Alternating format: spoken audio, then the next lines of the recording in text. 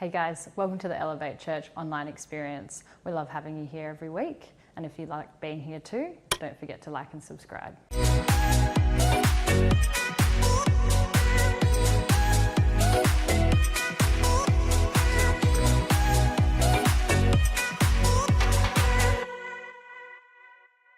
Our worship partner this week is River Valley. If you want to sing along, the words will be on the screen.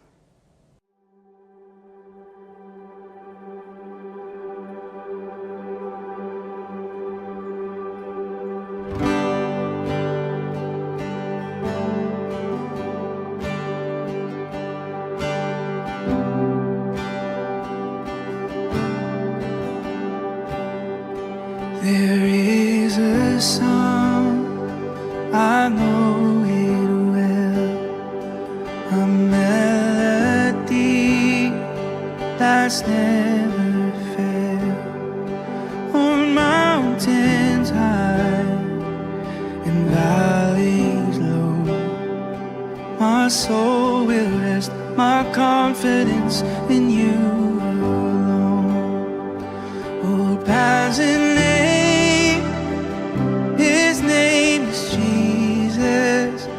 my Savior's cross has set the sinner free. Oh, paths and lane, His name is Jesus. Oh, Christ be praised, I have victory.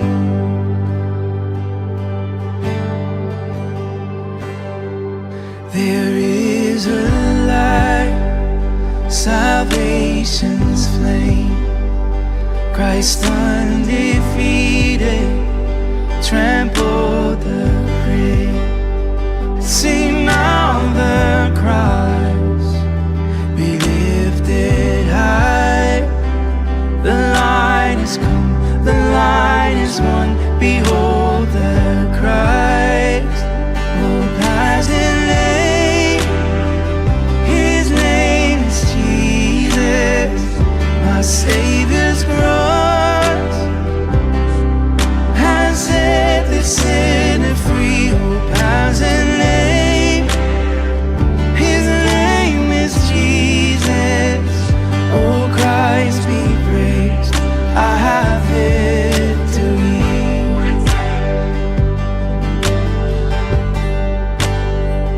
There'll be a day, my hope complete. Now home in glory, your face I'll see.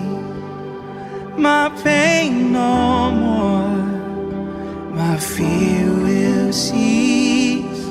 I bow my life, I'll fix my eyes on Christ my King. I bow my life, I'll fix my eyes on Christ my King. Yes, I will, yes, I will.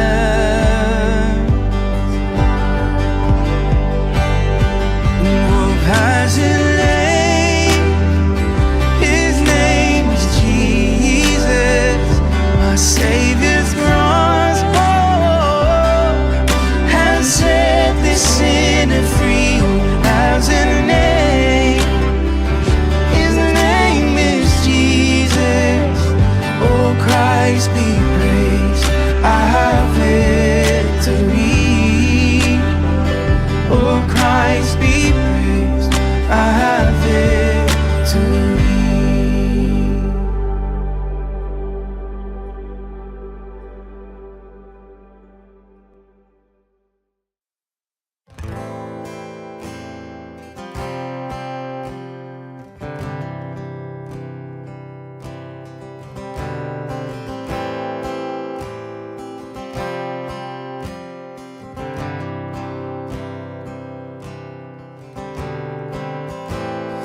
Give us clean hands, give us pure hearts. Show us it's where the miracle starts.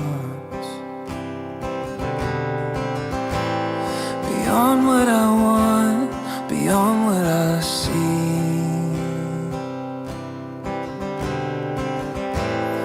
change for my world, beginning in me. I'm wholly surrender, Lord, do what you will in me. Just make me your vessel, this life is an offering. You can have it all, God, you can have it all. You can have it all, God, you can have it all. You can have it all, God, you can have it all. You can have it all.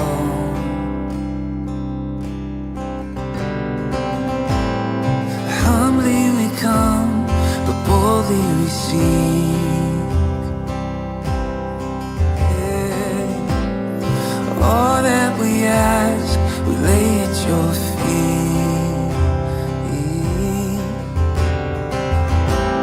Spirit of God, move on our praise.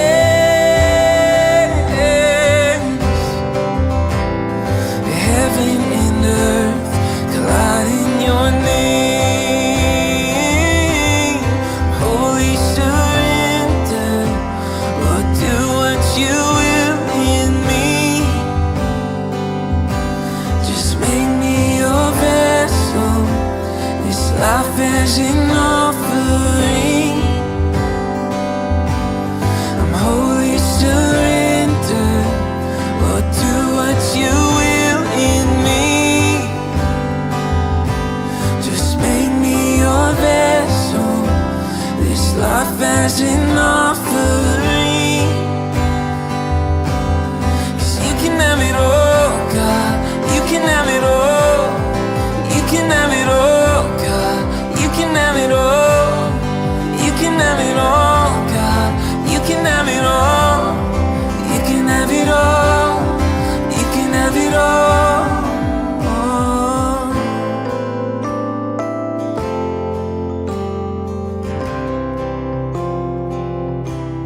So pour out your spirit on our praise. Come and let revival fill this place. Stir up our faith for greater things. Lord, we ask, we seek, we pray.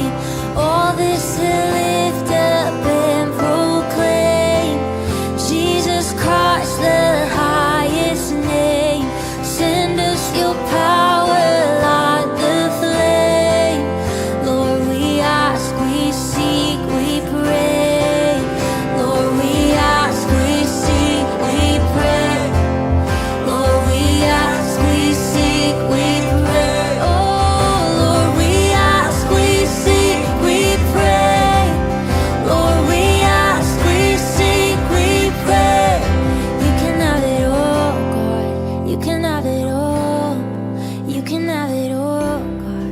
You can have it all. You can have it all, God. You can have it all. You can have it all. You can have it all.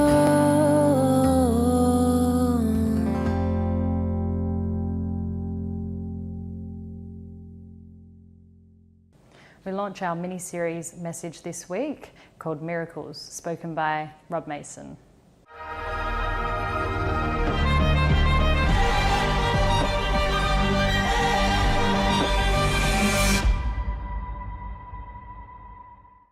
Hi guys, good to be with you as we launch a mini-series called Miracles. So I just want you to use your imagination for a moment. Pauline Hanson is an ex-Prime Minister of Australia. Many people would say, oh, that would take a miracle. Australia wins the 2026 FIFA World Cup. That would take a miracle. President Putin withdraws immediately his troops from the Ukraine. That would take a miracle. The Rolling Stones have finally retired. It's a miracle. Quite often when we use the word miracle, we're not necessarily talking about divine intervention. It's just something extremely unlikely or against the odds. But in this series, when we use the word miracle, we're going to use the biblical understanding of what a miracle is. But I want us to go right back in time, back into Genesis chapter 1 and 2, the beginning of time as we know it. In the beginning, humanity didn't need a miracle. Because you think about it, you had a perfect man married to a perfect woman. Together they had a perfect relationship with God, and they're living in a perfect world. So every moment of every day was supernatural. There was no natural, supernatural. Every moment was basically living this amazing life with God. There was never a time Adam had to pray for healing. There was never a time Eve was praying to God about her husband that is not listening, any of those sort of issues. There was no need for a miracle. But the moment that sin came into the picture, we desperately need a miracle. We need a miracle for salvation, a miracle for healing, for deliverance, for recovery, reconciliation, and financial breakthroughs. We need a miracle for so many different things. We need it for ourselves and the people in our world. Let's now look at the life of Jesus. And his life, his whole life, was miraculous.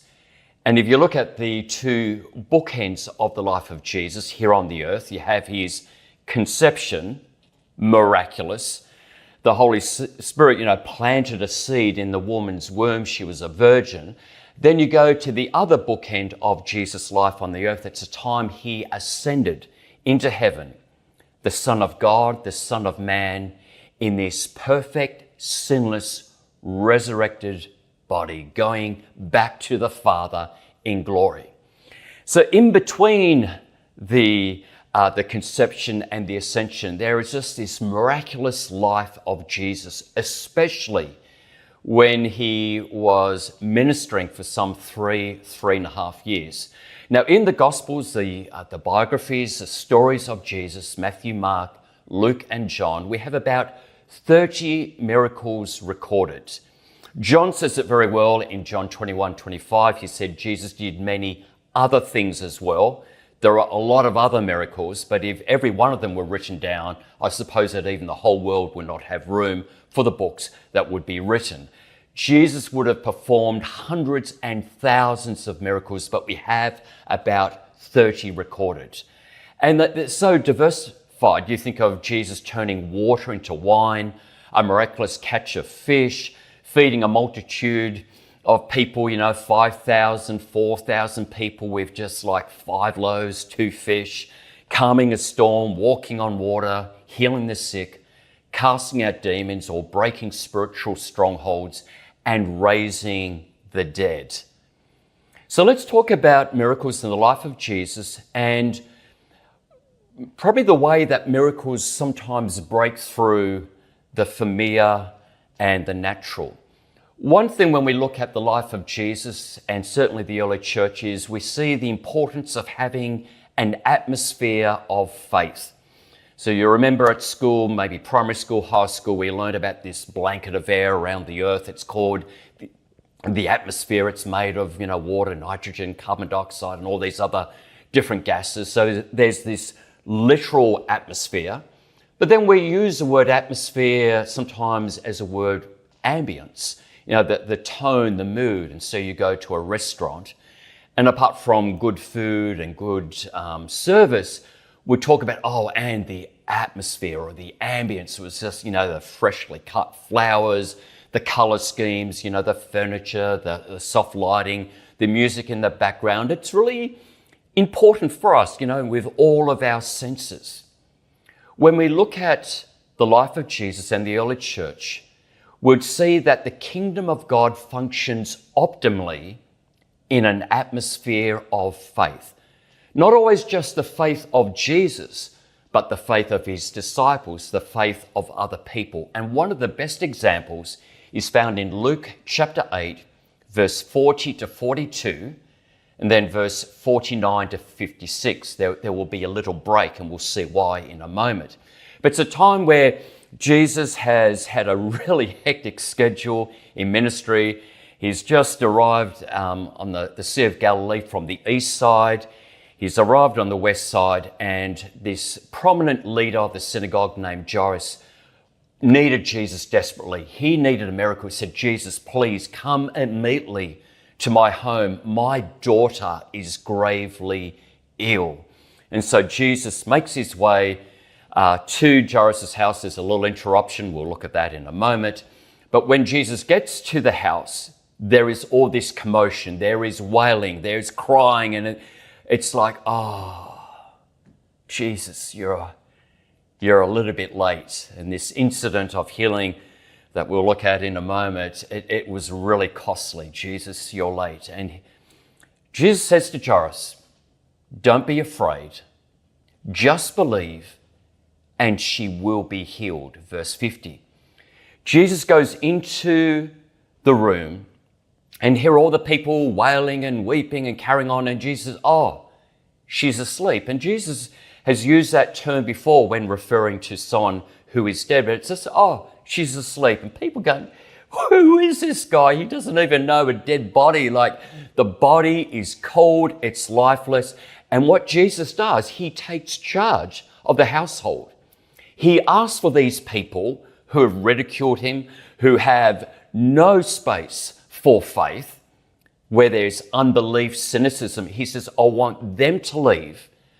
He brings in 3 of his disciples, Peter, James, and John, and with Jairus and possibly his wife, we have this room filled with faith. And then Jesus, with compassion and with authority, says in verse 54, reading from the New King James Version, because I just love the wording, little girl, arise. And you could just imagine this. All of a sudden, this life, this air just entered into this body. The heart is pumping. She's no longer cold. You know, the mum and dad are going, this is crazy. Peter, James, and John, high five. It's just like, this is remarkable. And a lot of it was, yes, the faith of Jesus and the faith of Jairus and the disciples, but there was something about the atmosphere of faith. Now, some of you could say, yeah, but really, Jesus doesn't need other people's faith, or does he? Matthew chapter 13, verse 58, we read in the New Living Translation, and so he did only a few miracles there because of their unbelief. Sometimes in his hometown or Capernaum and other places, he, in a sense, allowed his power to be limited because of people's unbelief. And so Jesus is demonstrating to his disciples and to other people the importance of having an atmosphere of faith for there to be a miracle. Think about our church at Elevate. How do we build this atmosphere of faith? Well, every Sunday is very intentional. The songs we sing aren't just, oh, they're nice songs. I like the key. I like the melody. It's like they are songs that build faith. There may be lines, phrases about us seeking God. We're desperate for God. But most of the songs are all about the awesomeness of God. And so here you have people from different walks of life. All of our faith is coming together. There's corporate faith. We're singing, we're believing. There might be a testimony of someone who experienced a breakthrough in their life. And then the preaching is from the Word of God, because faith comes from hearing the Word. It's relevant, it's life-giving, the fellowship, all these different people coming together. Every week we come together, we are creating an atmosphere of faith, and then we take that atmosphere back to our homes, into the workplace, into our schools, and so on. The atmosphere of faith is very important when it comes to the miraculous. There's also the touch of faith. We read about this in Luke chapter 8, verse 42 to 48, and this is the interruption. We have a lady, we don't know her name, and she saw Jesus. She must have known of accounts where people had touched Jesus and were healed. So not just the atmosphere of faith, but the touch. And because she has this issue of bleeding for 12 years, she hasn't been able to go to the temple to worship because she is seen as spiritually unclean. She's been to doctors. She's tried all sorts of different procedures and medicines, but she knows if I just touch the hem of his garment, I will be healed. And so she touches. In this crowd, she touches the hem of Jesus. Jesus is on his way to heal Jairus' daughter, and Jesus goes, "Whoa, who touched me?" Now, I'm sure for the woman, she went, "Oh, I thought that was private." She doesn't want to be publicly humiliated. And the disciples say, "Jesus, who touched you?" Like, come on. It's almost bordering on a ridiculous question. Jesus is surrounded by a crowd. It's like if you're leaving the Optus Stadium here in Perth after a derby with 60,000 people and you say to your mates, who just touched me? They'll be going, "Well, Rob, hello." Look around, there's a crowd of people. But Jesus knew this wasn't an accidental touch. This was a touch of faith. And we read that this woman, this issue of bleeding, she was healed immediately. She felt the healing, and Jesus felt the power leave his body. The atmosphere of faith, the touch of faith. But where I'd like us to spend some time is looking at the testing of faith. What do we do when there is, and we've experienced this tangible, remarkable atmosphere of faith, either on a Sunday gathering, maybe at a Christian conference, in a small group, home group, connect group, and it's like, whoa, I'm bringing a need, I need a miracle, my loved one needs a miracle, people are praying, and it's like, oh, you can sense the glory of God. You can sense faith rising and building, and we're touching. We can't touch the garment of Jesus anymore, but we're touching heaven with faith. We're praying, we're fasting, believing, but there's no miracle.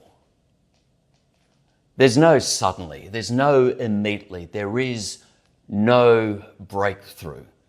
The person is still sick. There is still a disconnection. The person still isn't saved. There still isn't that financial breakthrough. What do we do in that situation?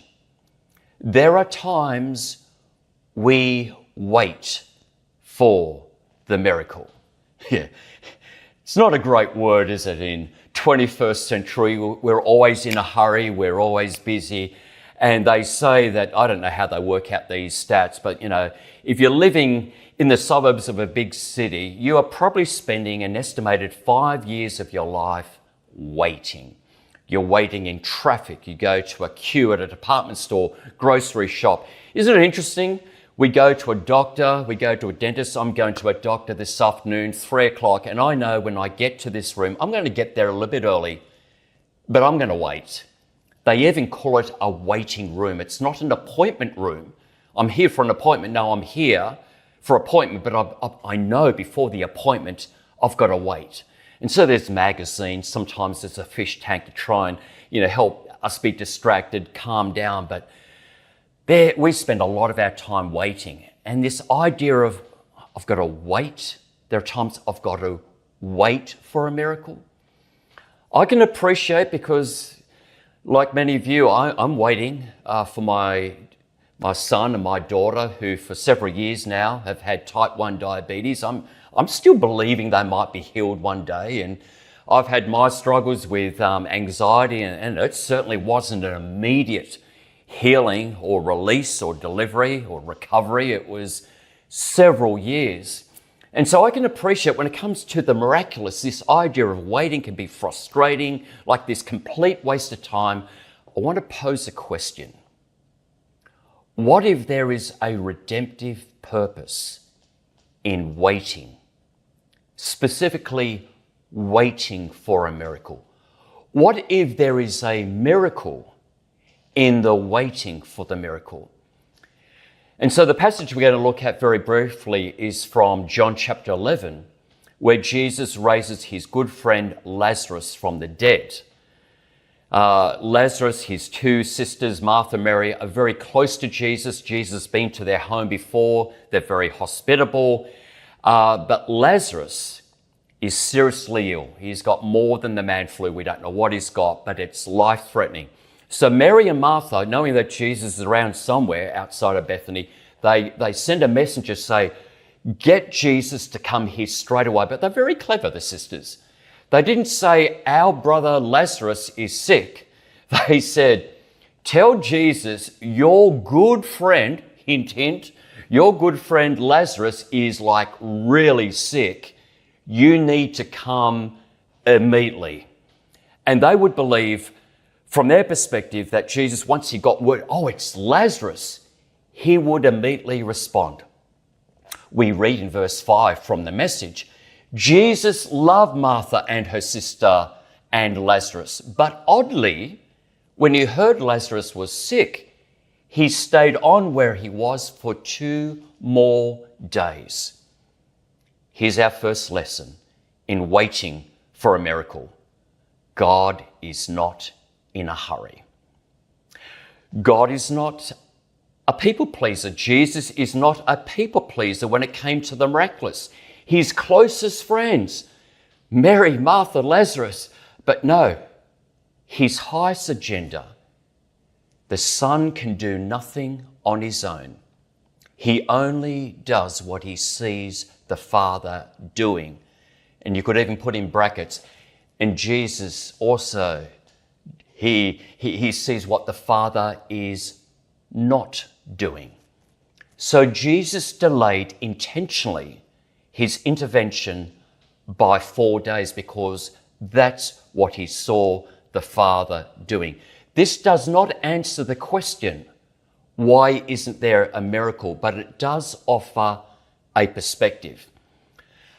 Second lesson, God is always on time.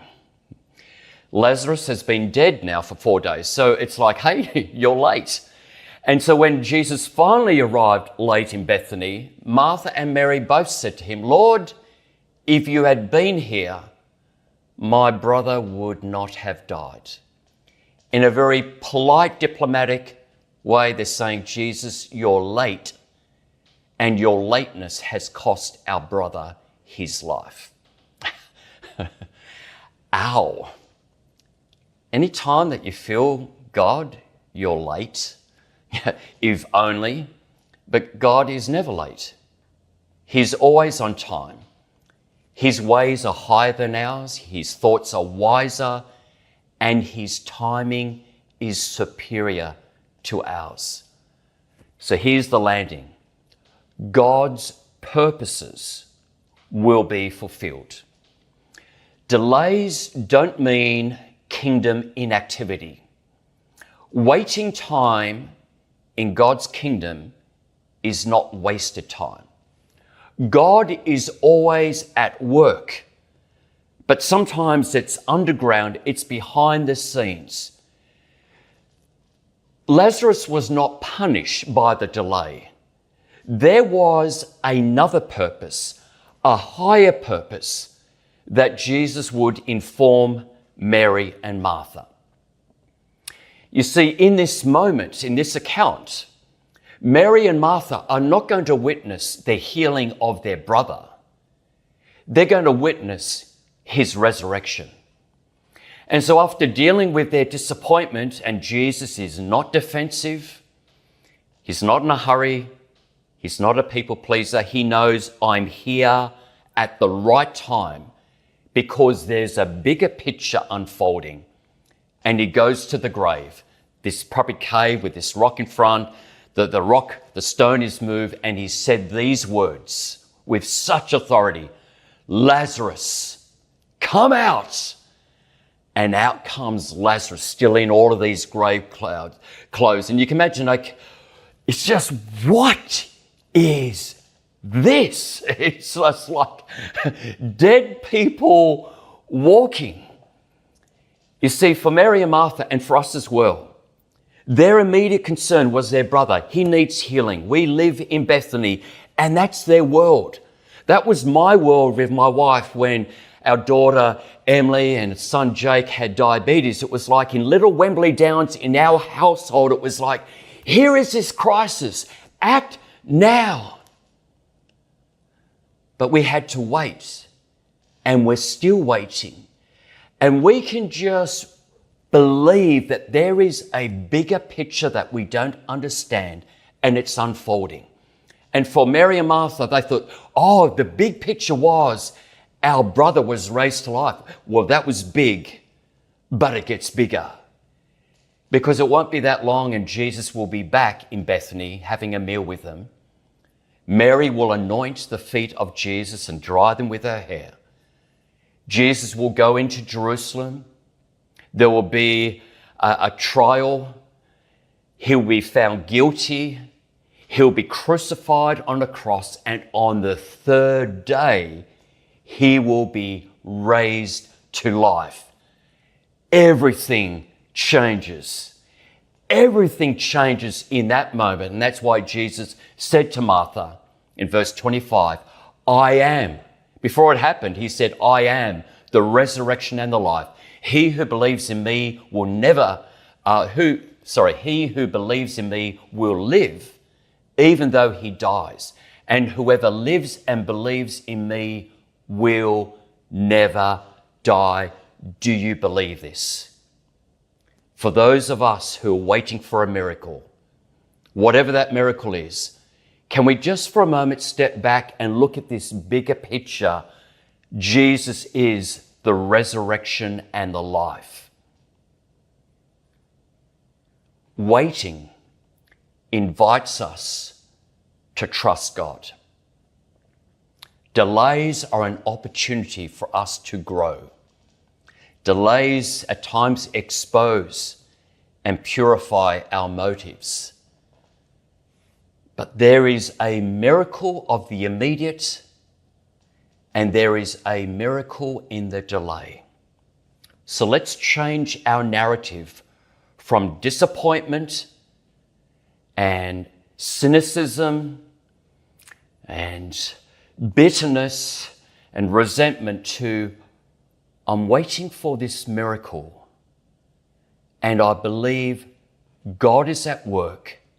There is a bigger picture that I don't understand, but I trust that the purposes of God will be fulfilled and he will be glorified. Wait for our miracle to the glory of God. If you've been able to give before, we thank you so much. And if you'd like to today, the links will be down below. Thanks for watching today, guys. And like Mark said last week, why don't you host a watch party next week?